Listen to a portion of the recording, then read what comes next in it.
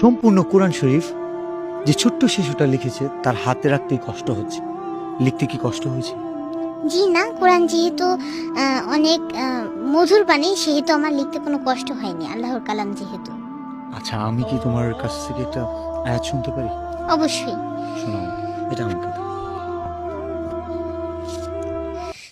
يا عبادي الذين آمنوا إن أرضي واسعة فإياي فاعبدون كل نفس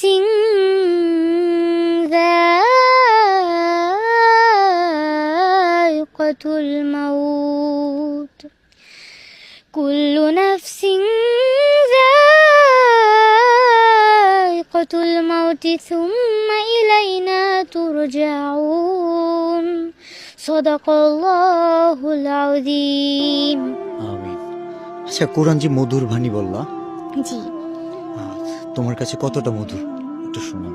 অনেকটা মধুর। কুরআন মধুর বাণী, আমি যখনই শুনি আমার মন ভরে যায়।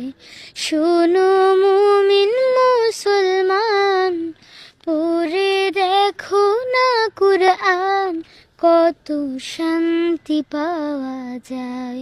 কুরআন মধুর বাণী,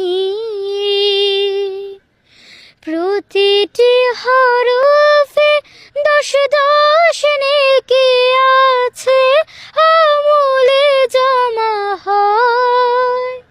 পাপের খাতা হতে পাপ যায় তোমার হেঁটে, নেকিতে হয় বোঝায়। এমন বরকতময় মেলে সবারই তাওয়ায়। শোনো মুমিন মুসলমান, পড়ে দেখো না কুরআন, কত শান্তি পাওয়া যায়। কুরআন মধুর বাণী। মধুর বাণী যে আমাদের শোনালো, ছোট্ট একটা শিশু যে কিনা শুধু এই বাণীগুলো পারে এমন না, সে নিজে লিখছে। দেখেন তার লেখাগুলো, একটু একটু একটা করে পাতা নাও তো তুমি। নিজের হাতে লিখছে, একদম সবগুলো তোমার হাতে লেখা।